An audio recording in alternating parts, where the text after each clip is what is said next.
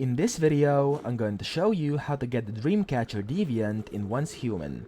So as you can see over here, I've just defeated this boss and you can get it over here. Now I'm going to show you which boss it was in just a second. Just let me exit this dungeon.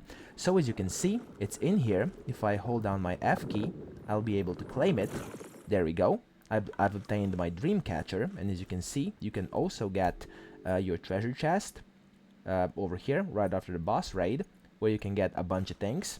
And then just in a second over here, I'm going to leave this dungeon. I will show you which dungeon it was.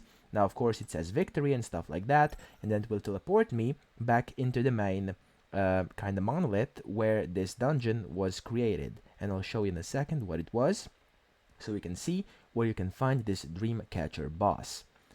Now let's just wait for this to load through, so I can open up the map and actually give you the location. Just in a second over here. There we go. So as you can see, if I open up the map, it was over here in this Mirage Monolith. Okay, so this is in the Mirage Monolith Danger Zone town. As you can see, if you want to locate it on the map, you can teleport over here to this Greywater camp and then get up to here, or simply teleport to one of these teleporters, so the teleportation tower or the teleportation tower, this one over here. You then want to defeat the boss. It's actually quite hard of a boss. It's a spider boss, and you can defeat it by simply shooting at it and shooting its minions. And then once you're done doing that, you'll be able to get the Dreamcatcher by obtaining it the way you just seen and the way I did it. So I hope this video helped you out, and if it did, please subscribe to the channel and help me out as well.